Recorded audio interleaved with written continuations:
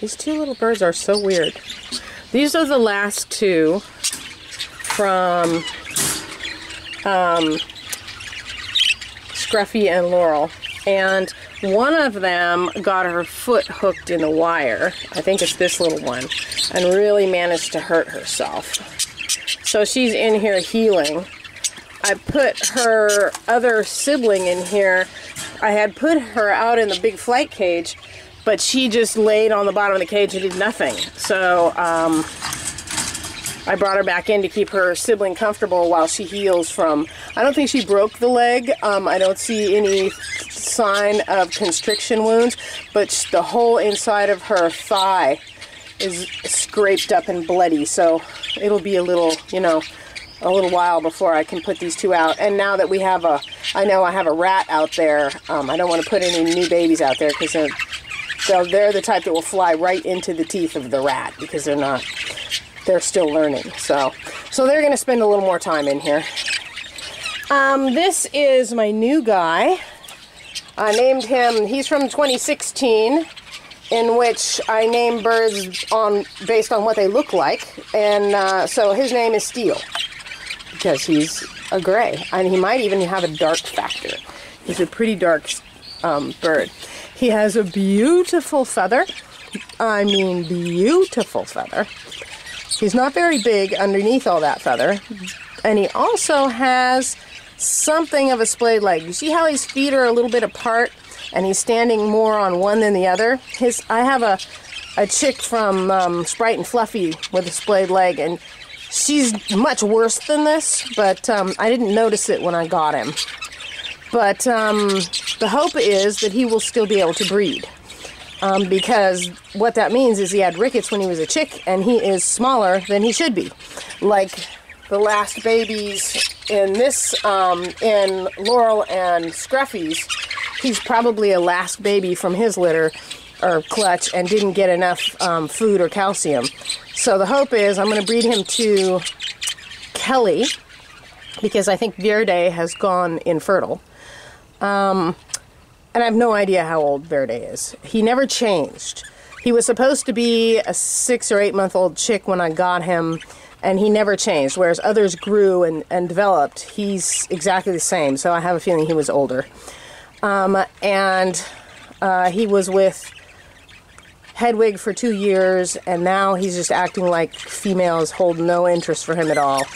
And Hedwig died from being egg-bound. And I think I'm starting to discover that hens go egg-bound when they are not bred by a fertile male. It's one of the things that can cause them to go egg-bound. So anyway, I hesitate to match Kelly with Verde because I think he's infertile. So I got this guy, not knowing that he had issues around rickets, but he seems to be functional enough, so I'm hoping he can still breed. We'll see what happens. I'll put her in here and watch them like a hawk and see what happens. He's just in here right now getting acclimated and getting used to the food, and I gave him the nest box so he can act like he owns it when I put her in here, etc., etc. This is Rainbow and her Buster, who's over here singing ownership songs. Of course, we have Marine and Stratus, and their babies are going into a fledgling cage in like 2 more days. Let's take a peek and see what we got here. Baby A is clearly a cobalt blue. Marine does not have a dark factor, therefore this dark factor is coming from and this is a little green guy.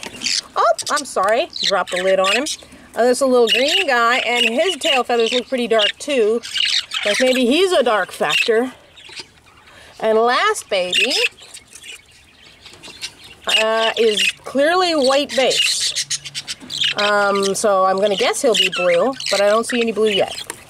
Okay, so they have a couple more days in the nest, and then I'm going to pull them and put them in a box. And put them in a fledgling cage. Look at them dashing in there. Don't hurt our babies. Okay, so here's the interesting thing. I have those two oldest babies both have dark factors. One's a cobalt, one's a dark green. Marine does not have a dark factor. Therefore, that means the dark factor is coming from Stratus. Now, the interesting thing is there's two mutations. One of them is dilute, and the other one is called a gray wing. And basically what a gray wing is it's a dilute, only a little bit darker. The wings have more gray color on them, and their body color is a little darker. For a long time now, people have been arguing that they're really the same thing, only one just has a little bit more color than the other one. But what I think I've just discovered is that what they're calling a gray wing is actually a dilute with a dark factor. Because I was looking at, Stratus had 2 chicks with Hyacinth. Hyacinth was split to dilute and had dilute babies with a dilute male. But when I looked at the 2 of them, their babies, one of them is a dilute and the other is what you would call a gray wing. And Stratus has that more color, darker wing color. So I would have thought, okay, he's not a dilute, he's a gray wing.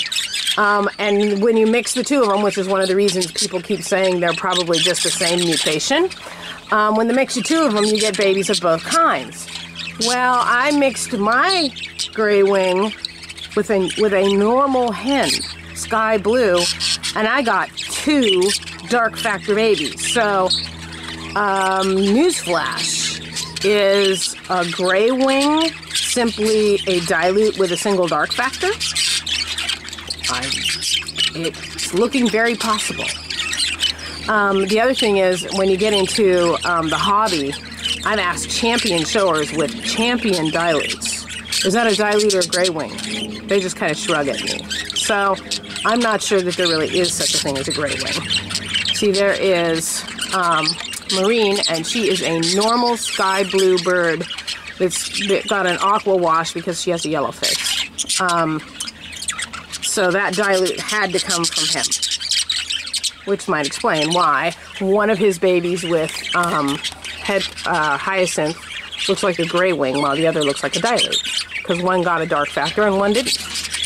Very interesting.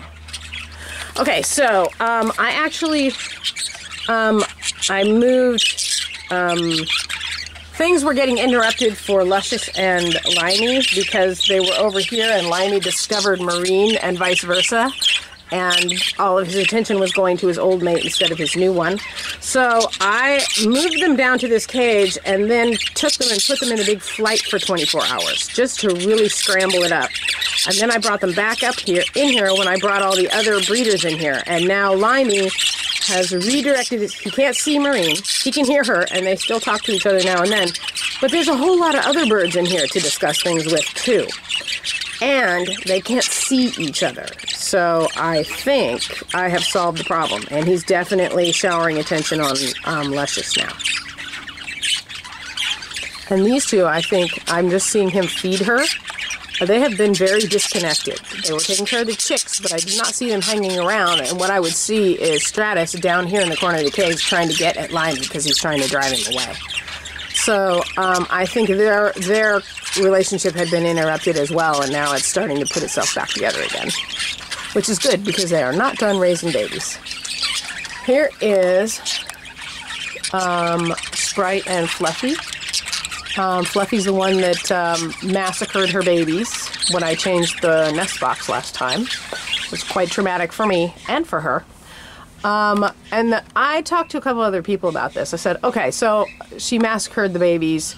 I've never had a hen do that, but if, I've only had, bred 20 other times. So if 1 out of 20 hens is going to massacre their babies, maybe I shouldn't clean out the nest box. They all said, oh no, you have to clean out the nest box.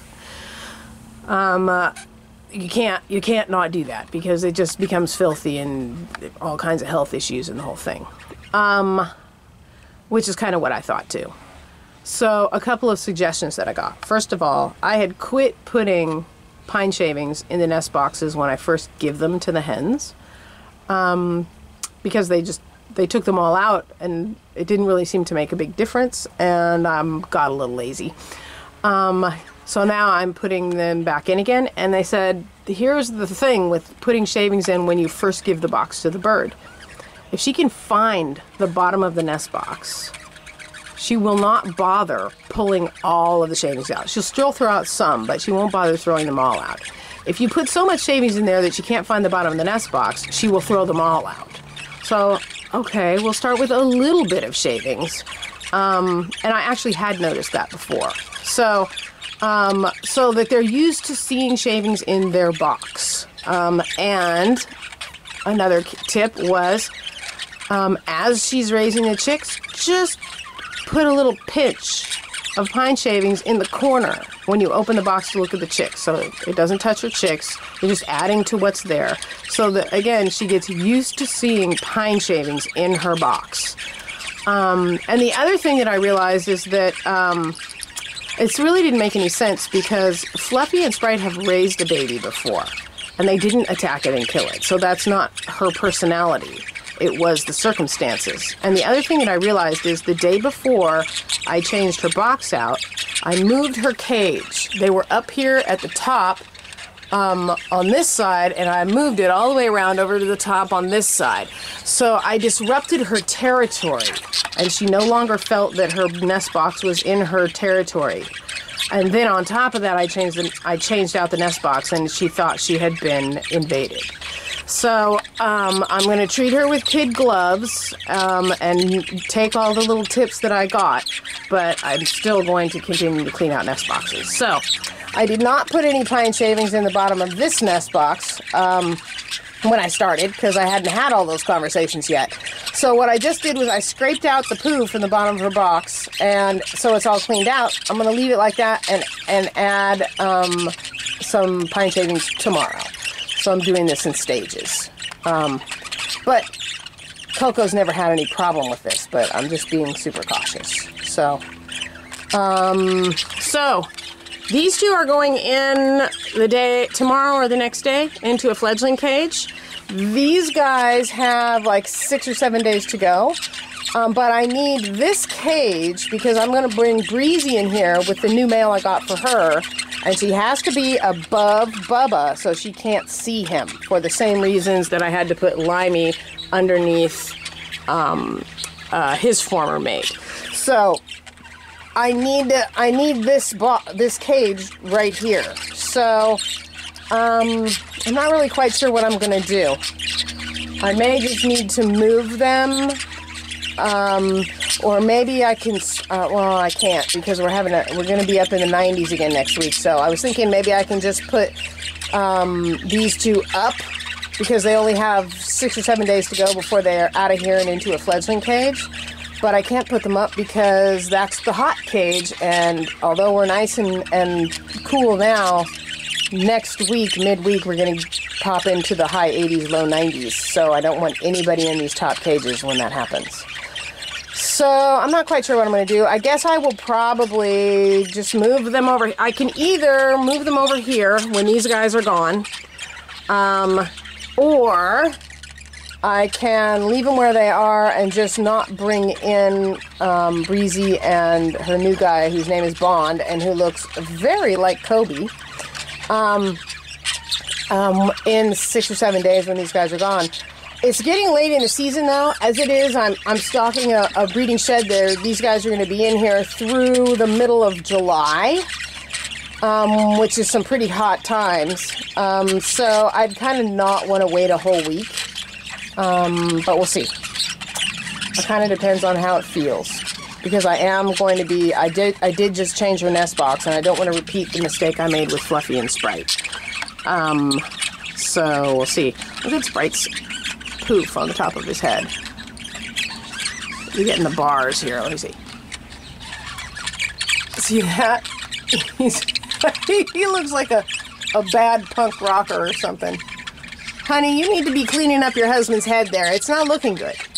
They're taking their time as far as nest boxes and settling in goes, because, of course, I was giving them calcium twice a week.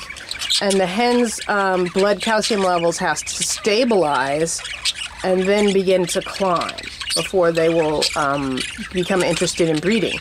So They have to wait for 3 or 4 days for their blood level to stabilize, and then their behaviors will start to change and it'll start to go up. The one that is eating tons of her cuddle bone right here is Miss Luscious. She's been in here for a while, and I think is getting ready to go. So, and the other one is, this is Bubba and Gidget, and Bubba is already in that nest box. And there is a piece of shaving, see that little piece of pine wood right down there, which would indicate that Gidget's been in there too. Go for it, you guys, and give me a boy. None of this girl stuff. Okay, so, oh, and then the other pair that's in here is, this is Razzle and Remington, back in the same cage with the same box to try again. Hopefully we will get babies without rickets this time. Okay, that's it.